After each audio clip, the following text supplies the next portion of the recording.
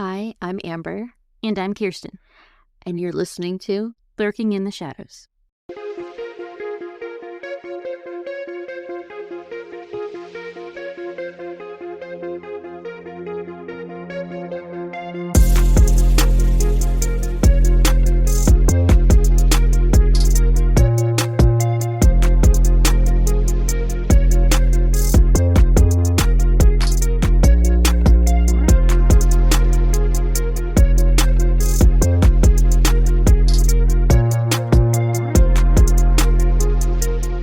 Hello.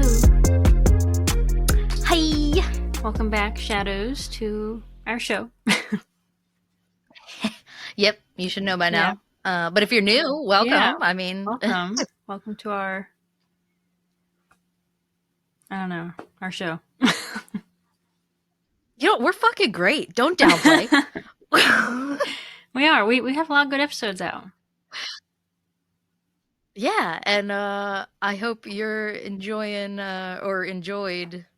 I don't remember when. Kirsten knows when shit comes out, but November was juicy, guys. Yeah, we're still in November, right? Yeah, I look at my calendar. I know. I think so. Wait. Or is this your December episode This now? might be my December because we have True Crime and Dime. Yeah, this is December. Happy Christmas. Merry Christmas. Yeah, Merry Christmas. See, even if you're watching on YouTube, I have my coffee cup in a little mug and it says "Baby, it's cold Yeah, that's outside." So perfect. 'tis the fucking season. But we hope you enjoyed that juicy November we gave you. Yeah, I think we said it was brutal November because the cases were a little rough, but Yes, we got through it. But and also that's what you're here for, really, is true crime, and I hope we delivered. It's true. Those were true crime stories. That's for sure. Yeah, you clicked on it. You knew what you're getting into. That's true. You did it to yourself. Filthy animal.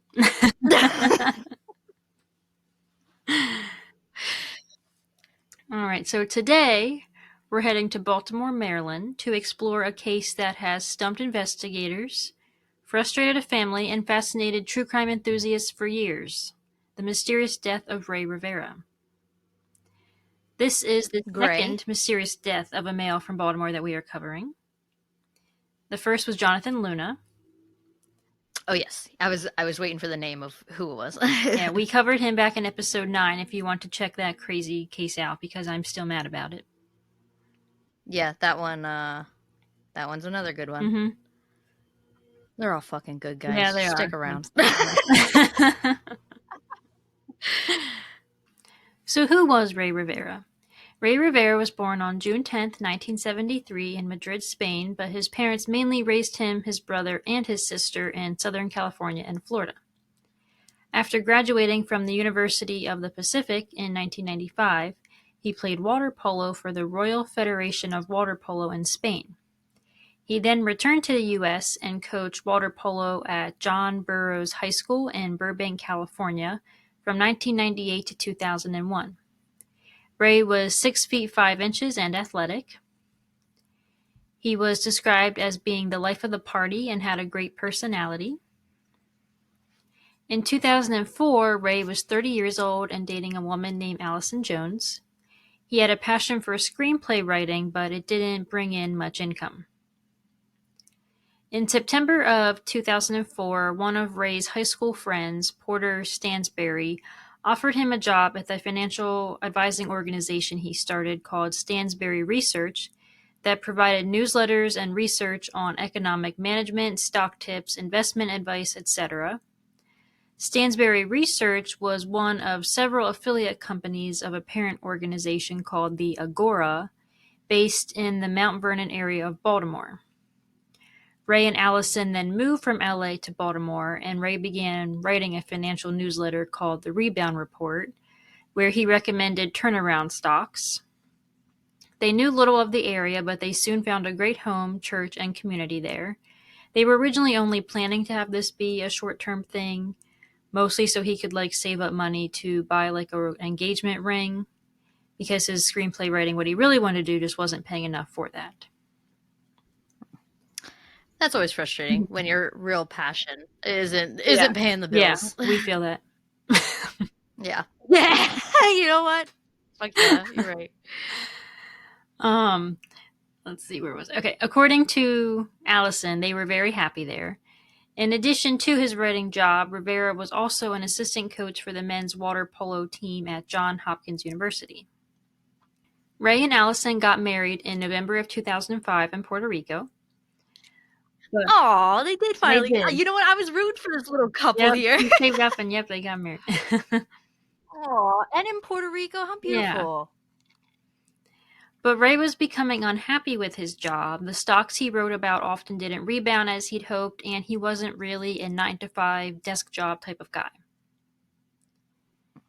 In the fall of 2005, Rivera left Agora full-time and began producing videos for the company under contract. In spring of 2006, Ray and Allison visited LA and began planning a move back to the West Coast. Ray had just finished writing a screenplay and recently launched his own production company. When they returned back to Baltimore, however, strange things happened. Allison noticed that Ray seemed stressed. He insisted on accompanying her almost everywhere she went, as if he was protecting her, but he wouldn't discuss anything with her. That wasn't the only thing he was keeping quiet about, though. One of Ray's co-workers and friends, Tom Hickling, was killed a few months earlier. Tom was a former youth pastor and was seen by many as a leader in the evangelical world. In December of 2005, so only 5 months before what happens to Ray, Tom was visiting his daughter Holly in Zambia, which I think is in Africa, where she served as a relief worker. They were driving when their car was struck by another vehicle. Before being taken to the hospital, Holly asked her father if he was okay, to which he replied, "Yeah, I'll be fine." But nobody took him to the hospital, and he was later found dead in the vehicle. What? Yeah. Oh my god. According to Allison, Ray was very suspicious about the circumstances of Tom's death, but wouldn't share any of his concerns with anyone. What do you think? I don't know. I mean, they just left him there? What the heck? Yeah, they took the daughter away in a truck to the hospital and left him behind. And he was fine when she left him, and then all of a sudden he's dead. I know, but like sometimes when you're in like an accident like that, you might not know you've got internal bleeding or something like that. Yeah, so I don't know if You it know, was something that's like where that or if something more sinister happened.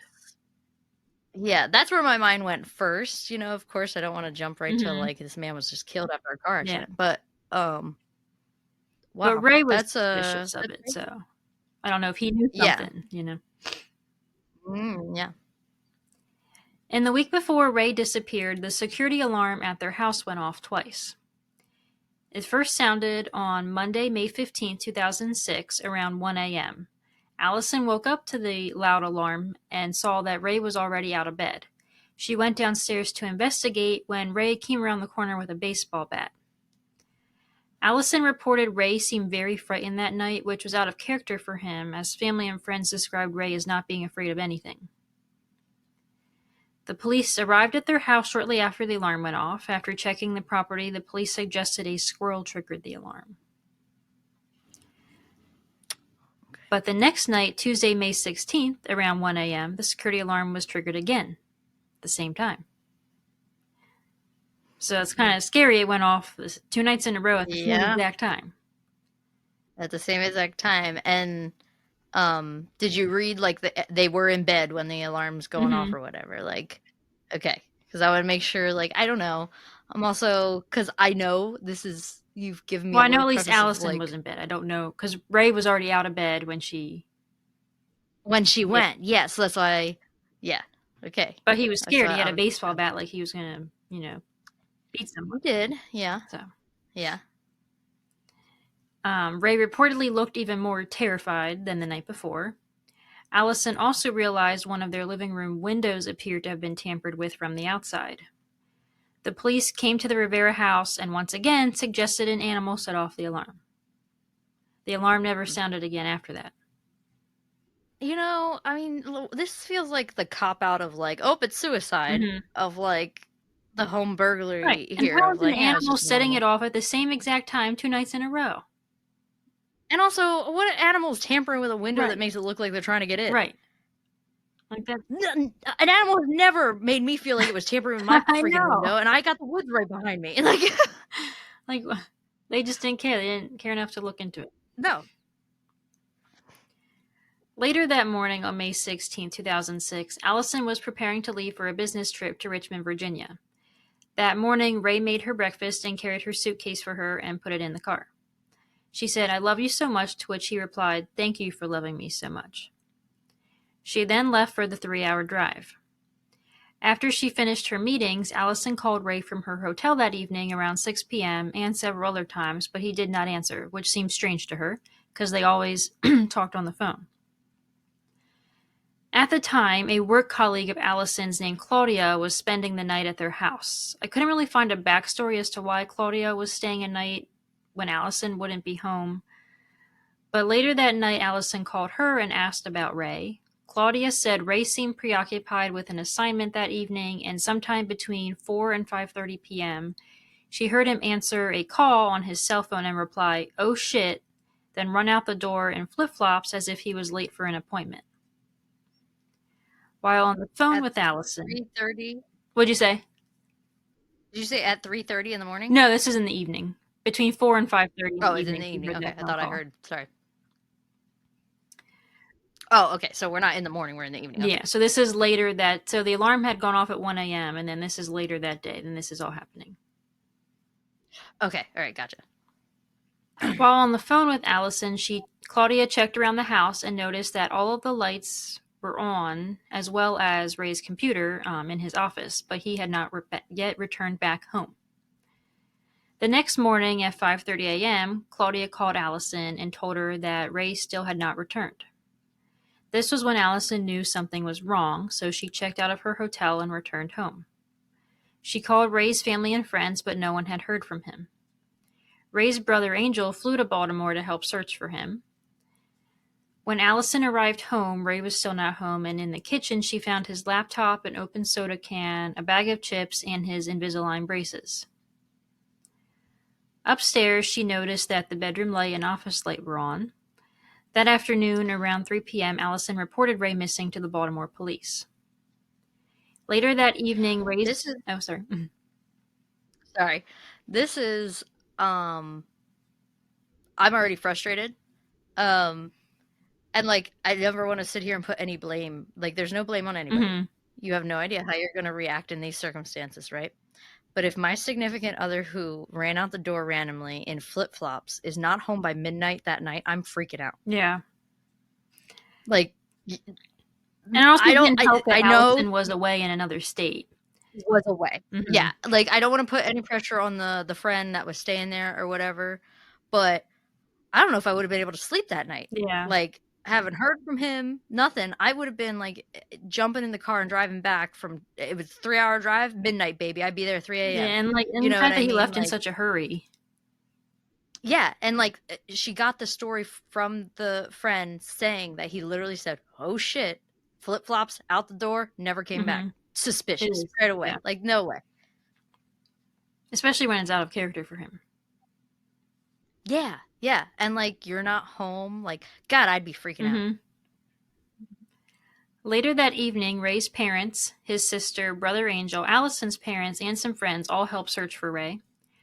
Porter Stansberry offered a $1,000 reward, hired a private investigator, and alerted the local news media. Porter had told a journalist that Ray was, quote, "a happy guy. He and his wife just booked a trip to New Mexico in a few weeks. This is not a man that wanted to leave. I've got to find my friend. I can't imagine my life without him. He's my best friend," end quote.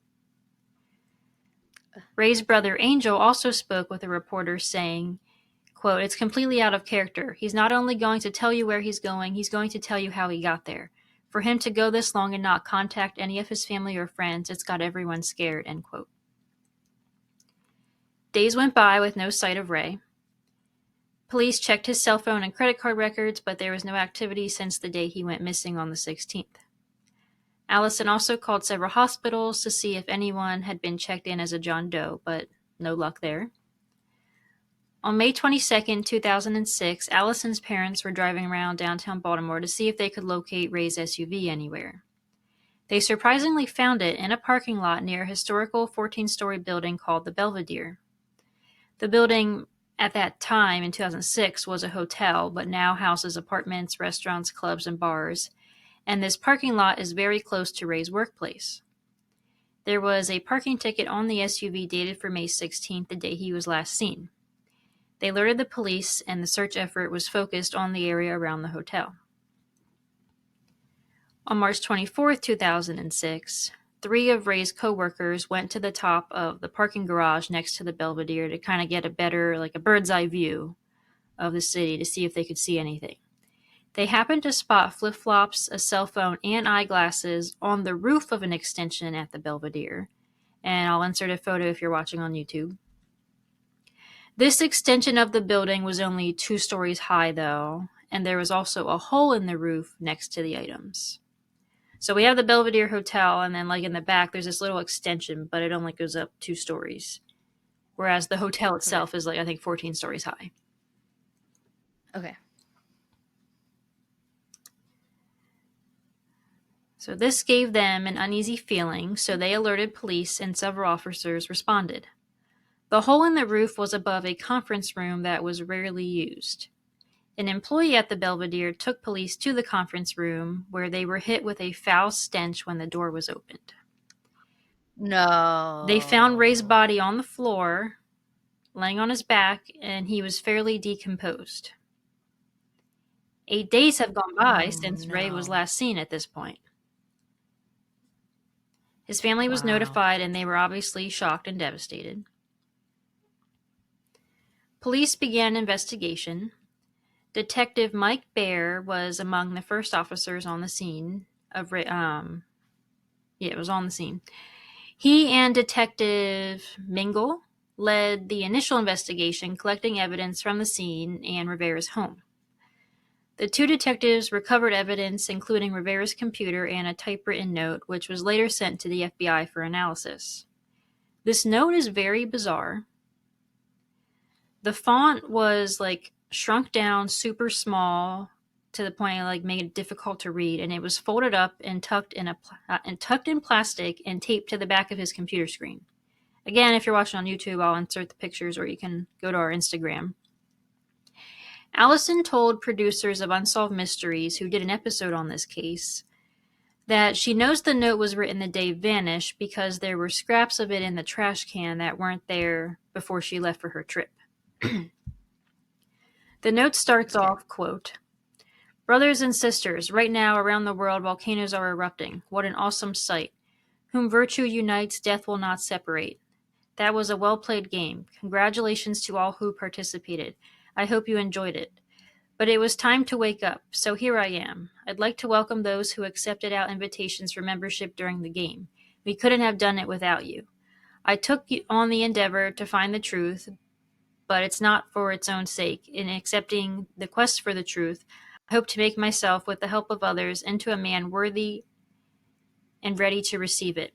Members of the council, please note that I will lend careful concentration to the traditional responsibilities. In light of those proceedings, I will satisfy the standard request of this council within the appropriate time." End quote.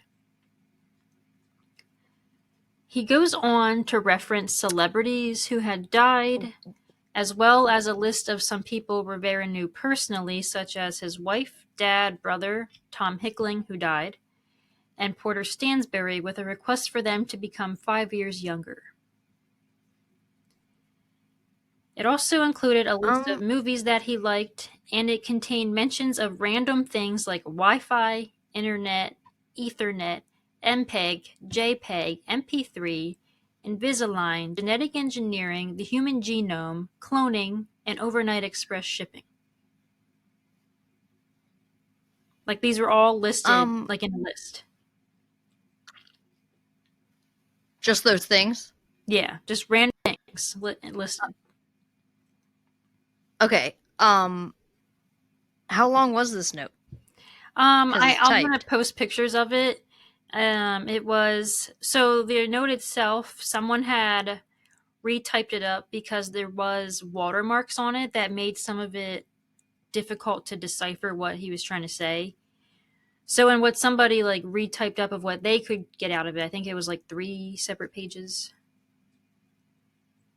Okay. Um,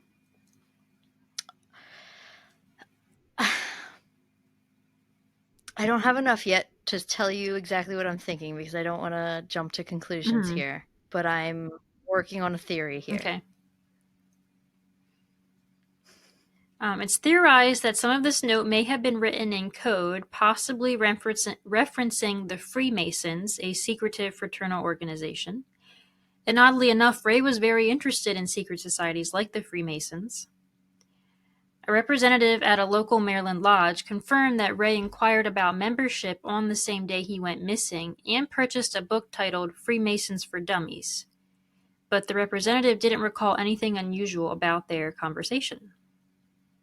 Like I mentioned, police sent that letter to the FBI, and they determined that it was not a suicide note, but indicated the overall themes and language in the letter were consistent with someone who suffers from a delusional disorder. According to interviews with family and friends, Ray had no known physical or mental illnesses. The FBI also reported a true conclusion about the letter can't be reached because 1. Ray can no longer be personally interviewed. 2. They're taking the testimony of his loved ones into account. 3. He had no history of mental health struggles. And 4. No one can 100% confirm that Ray wrote the note. And I read this in an article and also wondered myself if these were maybe just ideas he had for a future movie. Because he enjoyed writing screenplays and had his own production company at this point. So I don't know if this note is truly suspicious because we don't really know the context behind it.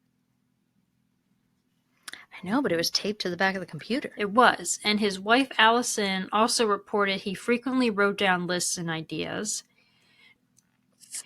She's quoted saying, "He was just a guy who was interested in everything. If he had only ever left just that writing, or if it was the only thing he had ever written randomly, then people would be a little more suspect. But this is what he did all the time. He kept so many journals full of random writing," end quote. And I understand that, though. But it was, again, taped to the back of a computer. Mm-hmm. Is why this is different. Right, like he's was he never saving it done for that later, or did he before. want someone to find this?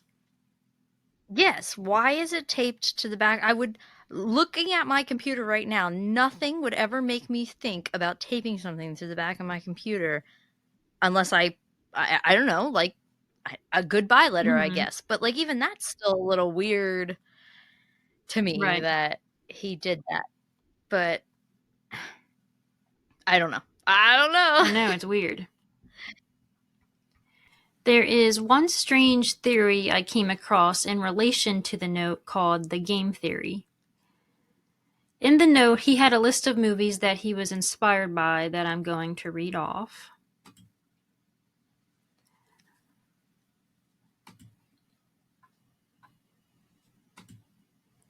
Okay, so I'm going to read directly from this note. It says, quote, "I'd like to briefly mention some movies, books, and music I found very inspired and compelling. I'd like to meet any of you who helped contribute to these works.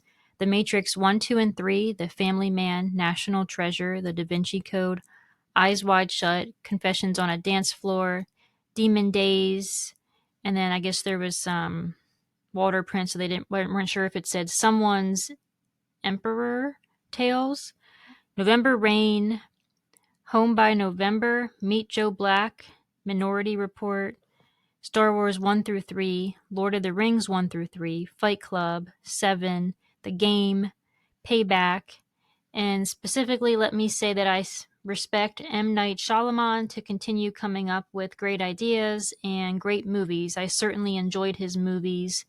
The Sixth Sense, The Village, The Others, Signs, Unforgettable, and then the last was unreadable. So The Game is a movie that was listed. In The Game, actor Michael Douglas portrays a rich banker who receives a birthday gift from his brother, a real-life game that Douglas has to participate in, but he doesn't know it, and that takes him on an adventure. Near the movie's end, Douglas jumps off a building, crashes through a glass ceiling, and lands in a chair where he sees everyone who participated in the game and realizes what's been happening. A few Redditors have suggested that Rey may have been envisioning himself in the movie when he possibly jumped off the Belvedere's roof. But I don't really buy this, and neither does his wife. But like, it's an interesting connection. Yeah, it's an interesting theory. Yeah. So as far as other evidence, his cell phone and glasses were found at the scene undamaged. And they were still where when his friends were at the parking garage looking over and they saw this hole in the roof. That's where his cell phone and glasses were, and his shoes. So the assumption is he fell How? through I this want to hole, know. but yet his cell phone and glasses are laying there undamaged. Yeah, so he had to have taken them off and set them down if he just jumped off, type of thing. Is where. Well, if he had jumped, it would have been from the top of the Belvedere. Because the roof where the hole is, it's on the second story of that extension. Okay, and so when the friends went up to the top, they saw this. They were on a from parking looking garage way up above. that was like adjacent to the Belvedere. Oh, adjacent to the Belvedere, and that's when they saw it. Okay, so now on top of the Belvedere, where he's jumping off, where this little, what did you call it? Extension. Yeah, so the extension of it's not on top of the Belvedere, it's on top of an extension at the back of the Belvedere. And they think he jumped from the very top of the Belvedere, falling through this extension. Yes. But his cell phone, flip-flops, and glasses were found on the extension? Yep, on the extension above, like next to the hole. And they're undamaged. And there's no way he could have gotten up to that extension otherwise? We're going to get into it. Okay. Okay. He sustained catastrophic injuries from this fall, but those flimsy objects went unscathed. Detective Bear thought the things at the scene seemed staged. None of the Belvedere camera recordings place Rey inside or outside the building on May 16th. And the real strange part is the cameras on the roof of the Belvedere were either disconnected or not working on May 16th, but had been working the day before on May 15th and were working the day after on May 17th. What the fuck? So at this point, police are assuming he jumped, and this is where he landed. The initial police report says his 3 co-workers who spotted the hole were transported to the homicide office for statements. An investigative reporter, Stephen Janis, for the Real News Network, who did a piece on this case, had access to the case files, and he said there's no notes from police interviews in the files. Very few crime scene photos exist, and the scene was not properly secured. Oh, fucking shocker. We're in Baltimore I here. know. Like the east coast of LA. Yeah, I mean, let's be real here.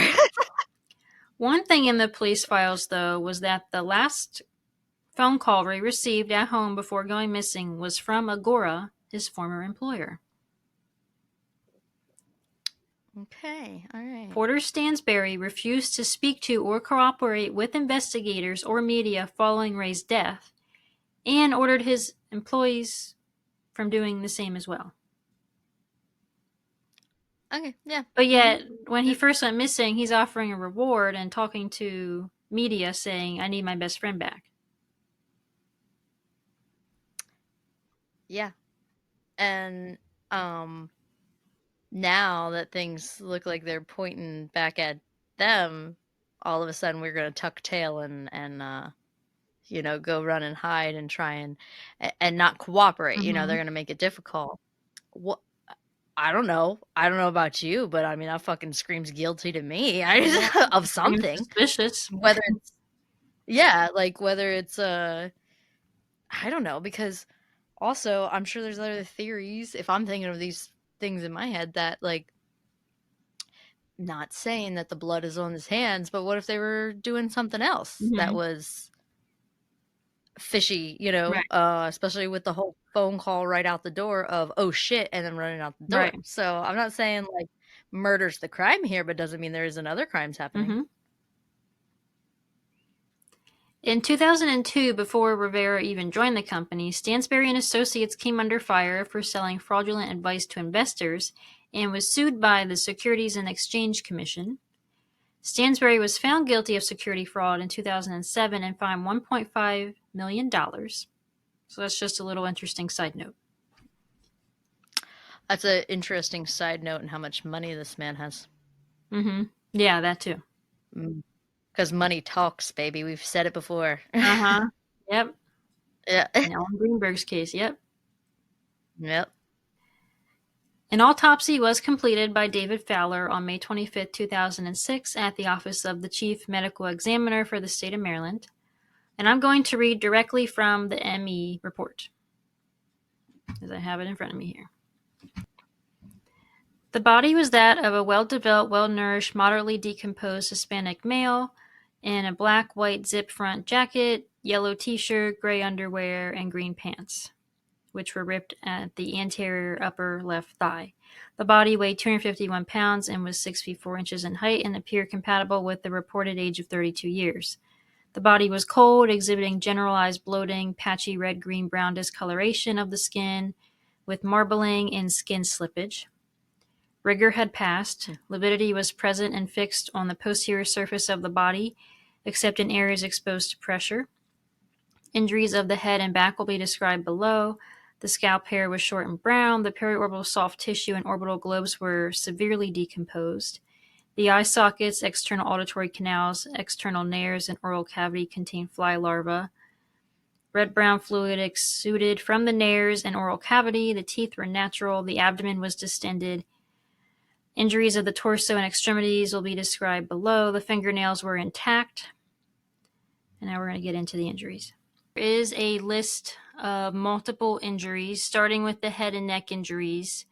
So abrasion and laceration of the forehead, so basically cuts, fractures of the maxilla, zygomatic bones, and mandible, avulsion of mandibular teeth, so like a forceful tearing, multiple skull fractures, multiple base of skull fractures, subgaleal hemorrhage, which is in the brain, subarachnoid hemorrhage in the brain, hemorrhage of anterior neck muscles. In the torso, we have contusion or bruising of the chest, abrasions of the torso, bilateral clavicle fractures, fracture of the sternum, multiple rib fractures, which when you read through it, it's pretty much all the ribs, lacerations of the pulmonary trunk, atrial septum, left and right ventricles of the heart, bilateral lung contusions or bruises, lacerations of the lungs, lacerations of the liver, laceration of the right groin, fractures of the right pelvis, hemorrhage of the right testicle.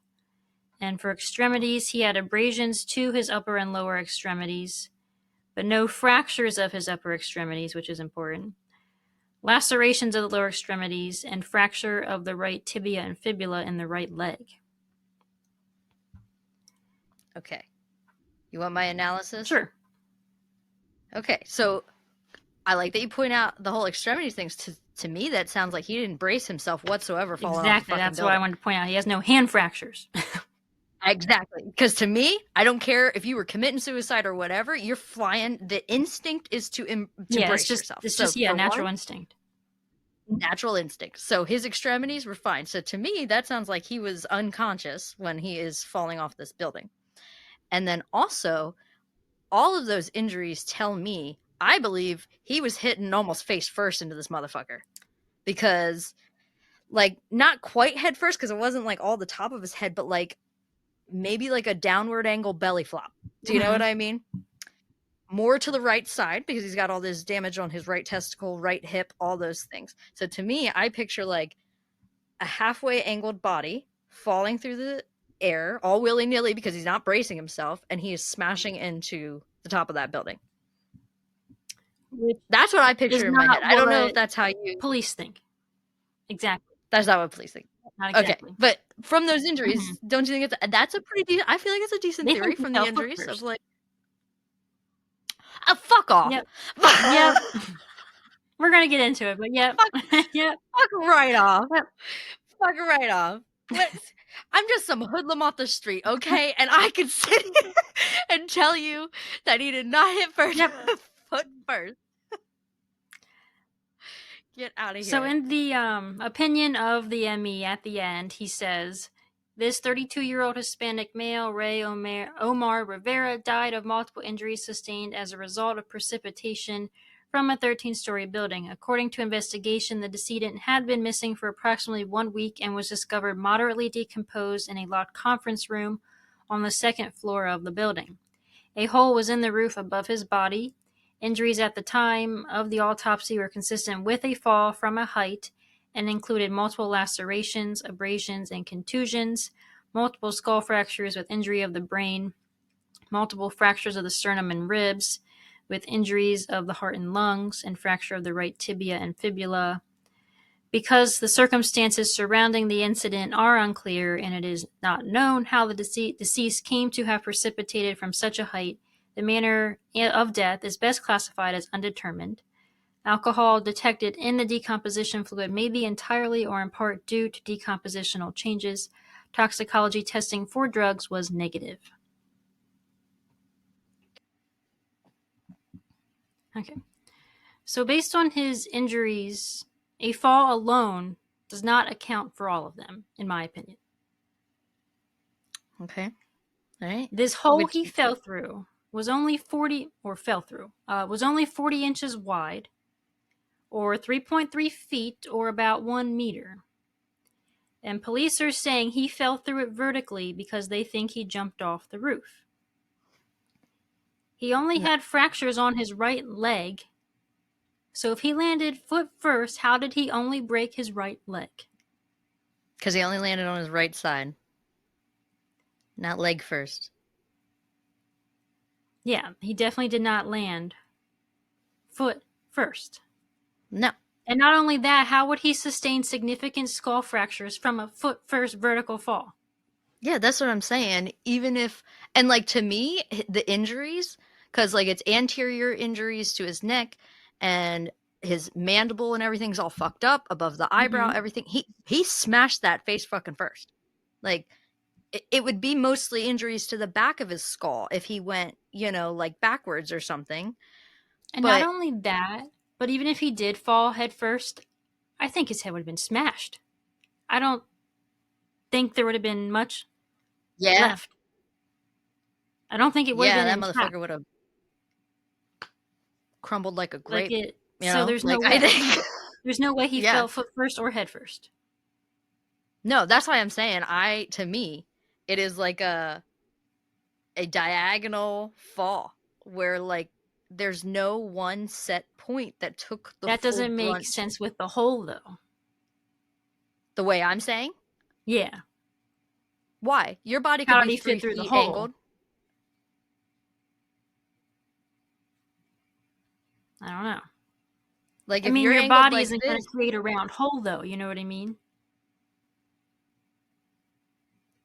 so you're expecting it to be more of a lengthwise hole, is what I you're would. saying? I would expect it to. I don't know.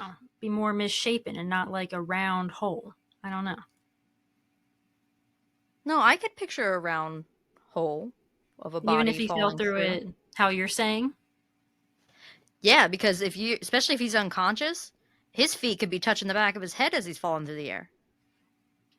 Maybe, I yeah. mean, your body can literally be crumpled into things a lot smaller than you think, especially when you have no bodily control and like Mm-hmm. all your muscles are now relaxed and stuff. I feel like I mean, he was a big guy though. I'll Yeah, give he you was. that. Yeah. He was a big guy. Mm-hmm. We I mean, also he don't know where this hole came from. was Was it already there, or did the force of his body falling from 14 stories create the hole? yeah. I mean, was there reported material from the roof then like under his body or There was anything? some debris on the ground.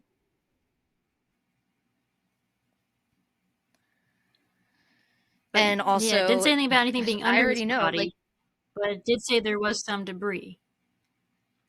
and also, which, like, And I I did know read there that the was roof not a wasn't proper well police report done. constructed, so it's plausible that a fall, I guess, the force of a fall could have caused him to fall right through. Um, Also, am curious, was there weather damage in this conference room from this hole? Yeah, and that's not said because it's like a locked room that no one ever really Yeah. used. Yeah, and the police didn't do a proper report of the scene and anything. Like, the police would see that, Mm-hmm. there was water damage or, I don't know, fucking bugs, leaves, whatever Right. getting in through a hole or something, but there's no report on that. Mm-hmm. So, No. And like yeah. if the hole was But already there, how on earth would he fall directly through it? yeah, what are the chances of that? Like there's no way. There Yeah, was no blood or I agree with tissue on that. the hole, which seems impossible if the hole like wasn't already there.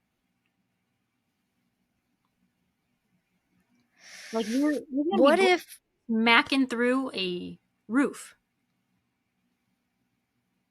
what Like if that's not gonna he, be.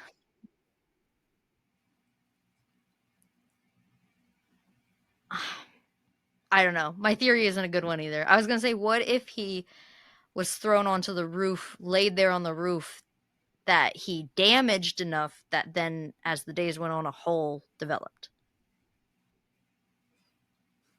Yeah, I don't know. And then he just fell through that hole.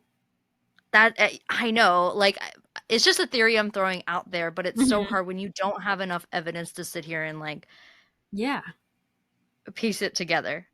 right. Because that kind of impact is gonna leave behind blood. That's what I'm saying, because, like, that's why I immediately was like trying to thinking in my head of like backtracking that theory, because with that kind of skull injury and stuff, there would be blood splatter on the roof. Hmm. Um, Probably Which there wasn't brain yet. bits, yeah, Hmm. brain bits and everything, across the roof at that kind of height, hitting something, and say he didn't directly fall through and just sat there for a couple of days. But all right, Ray's wife and brother both reported that Ray was extremely afraid of heights. So if he was going to, kill himself like police and others are speculating, why would he choose to do it in a way that involved heights? yeah, Like, that doesn't make sense to me. no, Like, if you're yeah. that afraid of heights, why would you choose to jump off a roof? I There's not a part of me that's thinking this is a suicide at this point. So Yeah. Yeah. even the letter that he supposedly has written that they're thinking is a suicide note is not convincing me. So Well, FBI did say it did not appear to be a suicide note. They just okay, agreed that it was strange. strange. Okay, Ray did frequent the Belvedere, its restaurants and clubs, since he worked nearby, and he knew a few bartenders. Two bartenders who knew Ray were working on the evening of May 16th, but reported they did not see him.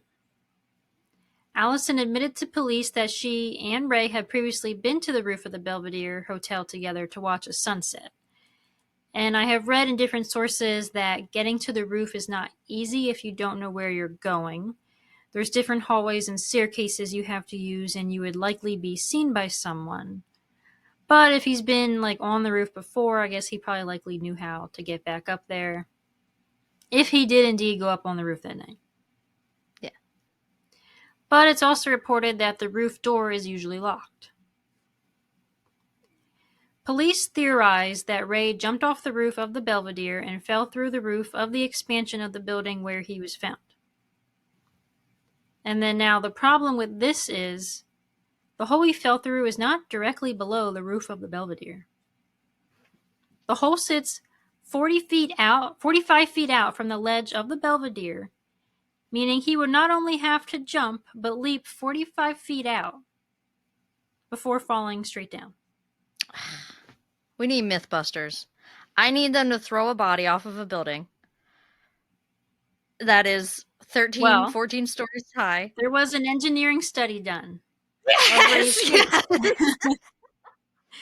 that showed, based on distance, Ray would have to have run at least 11 miles per hour to reach where his body was found. And he was wearing flip-flops. Yeah, they That's not should possible. really do some yoga before they reach that far. Mm-hmm. Because Also, there's the no. men's long jump world record, set by American athlete Mike Powell, was 29 feet. We're Yeah. supposed to believe that this former athlete beat that world record while wearing flip flops.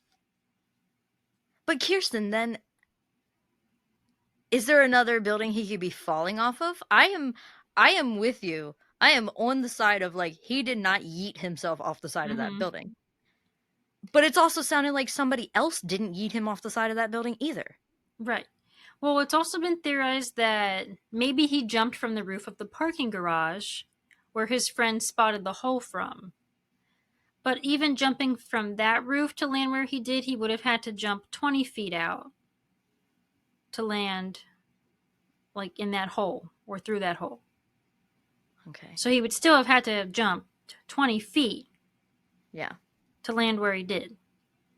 Yeah. And the parking garage roof from the roof of the Belvedere extension where he was found was also about like 20 feet in height. So not nearly as high as the Belvedere stands.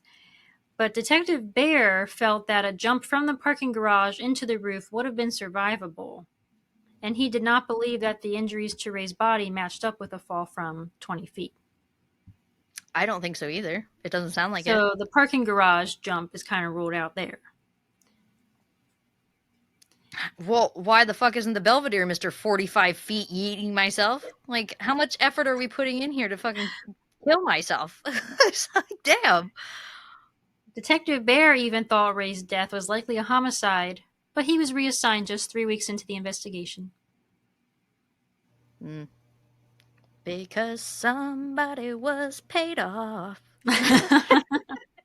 So we have a detective that's actually seeing what's happening here, and they move him to a different case. He was reassigned.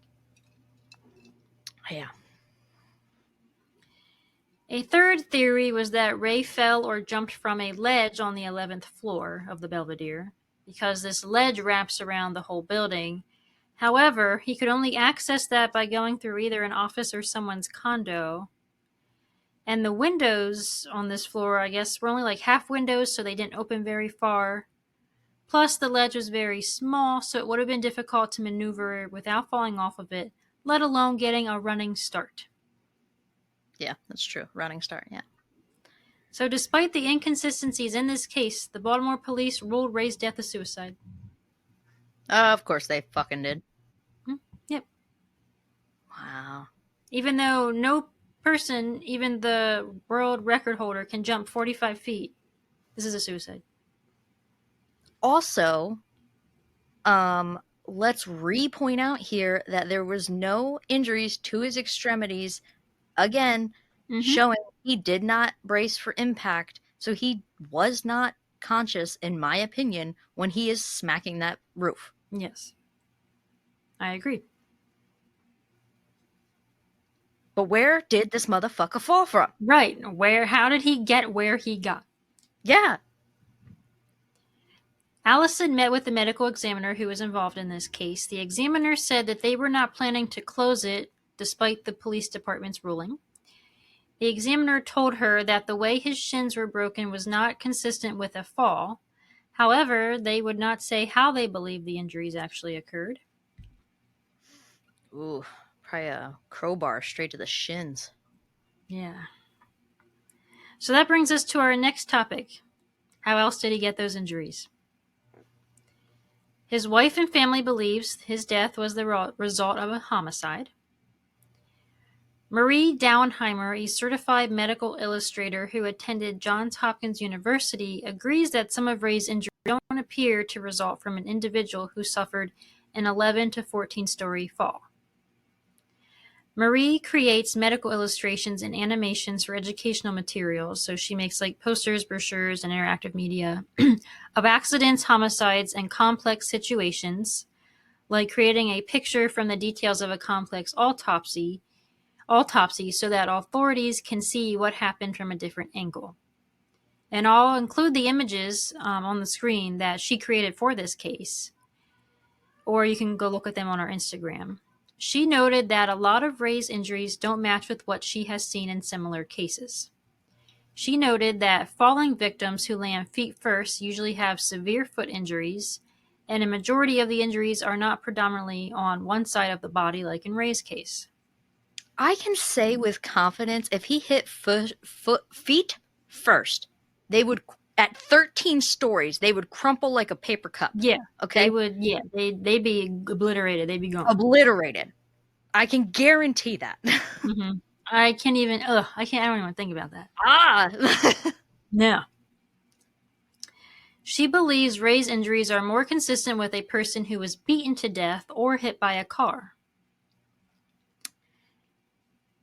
Miriam You know? Moya, a forensics expert specializing in traffic accidents, impact biomechanics, and crime scenes, agrees with Marie and even wrote a book on Rey Rivera's case. She works in forensics with Spain's Ministry of Justice and teaches regularly at the United Nations University and the Postgraduate European University Institute. Moya points out that the broken strap on Ray's right flip-flop corresponds to how most of his injuries were on the right side of his body, and also believes Ray's injuries are similar to someone who was beaten or hit by a car. Which I agree. I mean, not just based on only one leg being fractured, but his severe head injury. Yeah. It's hard because, I mean, those kinds of injuries could come from a fall like that. I feel like. Mm-hmm. I do feel like they could come from a fall, but yeah, I do. Fuck. This is rough. This is Mm-hmm. hard. This is hard to It piece is. together. It is. But that Um, also still doesn't explain how Ray ended up where he did. Even if it was a no. car accident or he was beaten. Nope. It doesn't explain how the cell phone glasses and flip flops were laid there nicely. Mm-hmm. Uh, yeah. Yeah. And if someone like pushed him off, like how would they push him far enough off the roof to land where he did? That's what I'm saying. You did not yeet that. Nobody could have yeeted that body that far. So, Unless the hole in the roof was staged and he was dragged into the conference room somehow without being seen and left there. But how? And my question was actually answered by Stephen Janis, the investigative journalist I mentioned earlier who researched this case.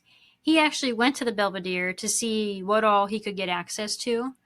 He said, quote, "If you just wanted to get someone into that conference room, which was empty and abandoned, there are a myriad of ways from the hotel to get there, especially if you go through the parking garage, which is adjacent to the concourse where Ray was found. You can go up a set of stairs in the stairwell in the parking garage and get entrance to, I think, what seemed to us the second level and also the living quarters. So there's a back way in there that's pretty easy. That would also work from the basement as well, where you could, let's say you wanted to take a body, you could take it through the basement and then up through the stairwell in the parking garage. There was more than one way. There's another stairwell we couldn't even go up, but you could get in that back way much easier than I think you could get on the roof of the hotel with a person's body," end quote. So it seems plausible that this whole thing, pun intended, was staged.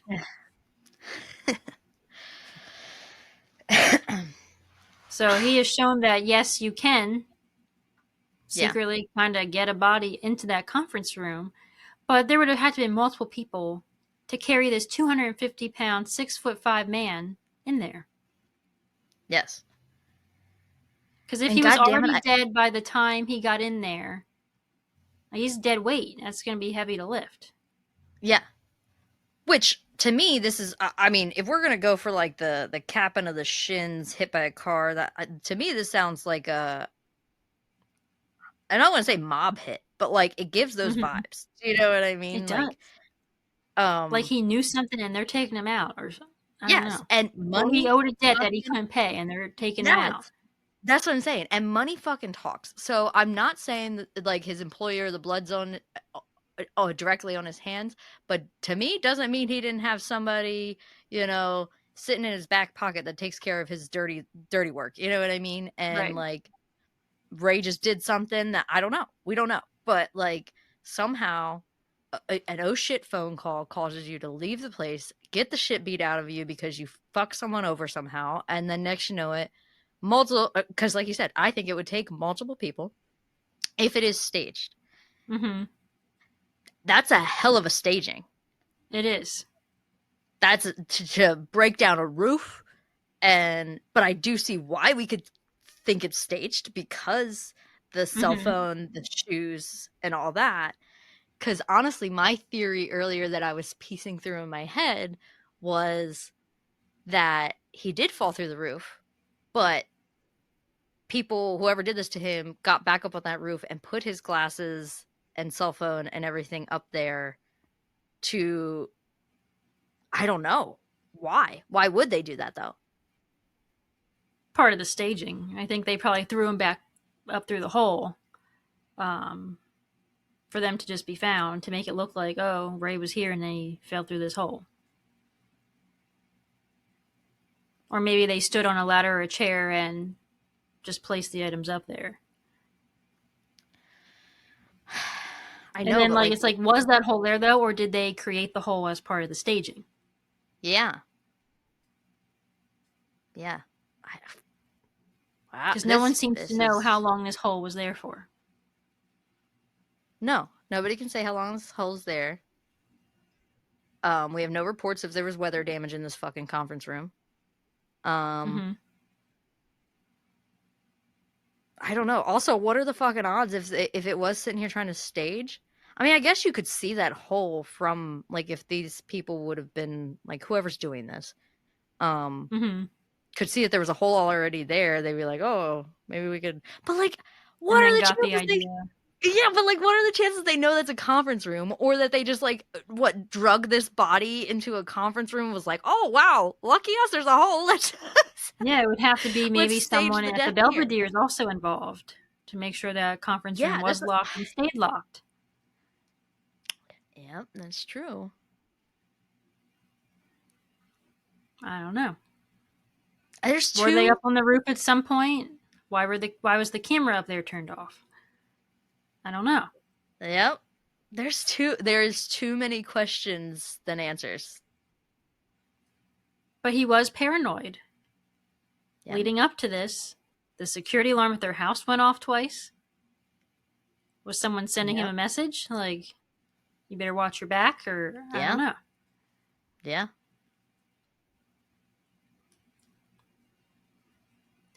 So now we're going to get into what's been done over the years since Ray died in 2006. And unfortunately, it's not much. Stephen Janis, the investigative journalist, was interviewed and asked, quote, "What are your thoughts on how the Baltimore Police Department handled the investigation, and are you aware of any case activity in recent years or any new developments since Unsolved Mysteries released?" And he responded, quote, "I mean, if indeed Baltimore City Police Department gave us all the documents that are related to this case, I can say unequivocally that no, nothing happened in this case after like June 3rd or 4th of 2006. In those documents, there is no indication that they did a single thing after that period of time. Of course, I have followed up with police, and they're very non-committal about anything happening since.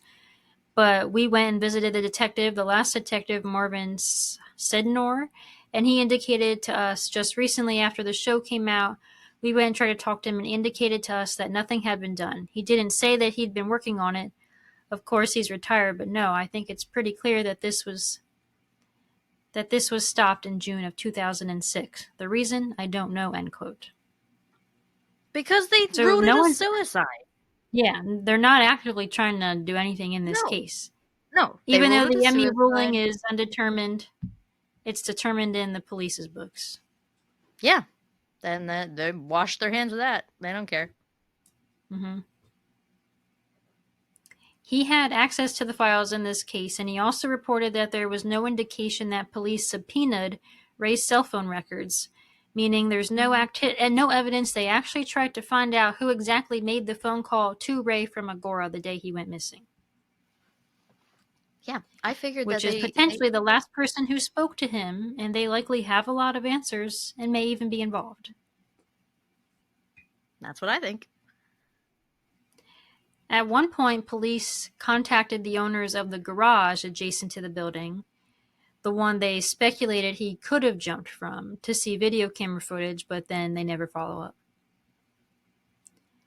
There was also no diagram created of where the body was. Stephen spoke to a homicide detective and he said, "You always do a diagram." Yeah. So that's kind of where this case ends as far as police go. It's not closed, but they're also not actively investigating. Wow. Despite everything we know, the death of Rey Rivera remains unsolved. It is a story that invites debate, speculation. What really happened on that fateful day in May? Was Rey Rivera's death a tragic suicide, or is there more to the story? Why did he rush out of the house that day? What was the mysterious phone call he received, and how did he end up at the Belvedere in such an improbable location? Some believe Ray was involved in something bigger, possibly tied to his former employer. Others point to the odd details of the scene, his missing personal items. Oh, that's one thing I forgot to mention. He had a money clip that he always had on him that was never found. Okay. The cryptic note found taped to his computer, and the unusual manner in which he entered the building. The truth for now remains shrouded in mystery. That is a fucking mystery. Mm-hmm. What the hell? Yeah, because I can't sit here and settle on one definitive theory I have at all. Not at all. I know he was murdered. I know this was a homicide. It's not. I just don't know all the specifics of how they pulled it off. No, I can't even give you a from start to finish a theory that would piece anything together. I have no fucking idea. None of it makes sense. Nope. Not together. I don't even remember where I read this at. It was only in one article or something where there was speculation that Ray and Porter were in a relationship or something. But I don't. There's no proof of that. No, yeah. But why is Porter being so suspicious after the fact? Yeah. Wow. I think he knew something. He knew something he shouldn't have known. Or did something he didn't. Or company had money and they used it to take him out. Yeah. I think that's the only solid thing I could say that I feel like has any kind of weight here, but I still can't tell you how they did it. Yeah. I don't know. I mean, yeah, I think he was severely beaten. And other things, but let us know what you guys think. Yeah, please give us your theories. Yeah, because this one's crazy. Wow. Yeah, this case was a big rabbit hole. And trying to piece together all the little theories and all the little avenues this goes down. Yeah. Was quite difficult. I bet. And it's kind of sad, though, because honestly, we probably will never get the answers for this. Yeah.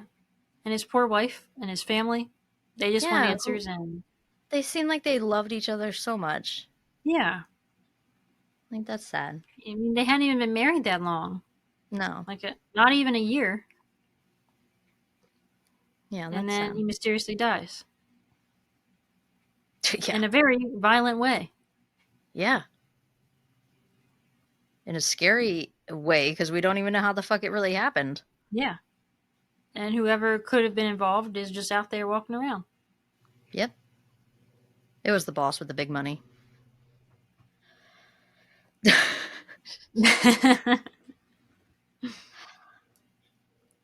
So also check out the Unsolved Mysteries on this case, if you didn't see that. I will have to check out that episode. I think I've probably seen it. Like a lot of times I've put that episode, put shows like that on as like background noise. Mystery on the Rooftop or something like that. Okay, I'll have to look that up. Make Like a Shadow and follow us on Facebook, Instagram, and YouTube at Lurking in the Shadows Podcast. check us out on TikTok at Lurking in the Shadows Pod. any questions, case suggestions, or concerns, shoot us a Gmail at Lurking in the Shadows Podcast at gmail.com. And keep lurking around for our next episode. Bye. Bye.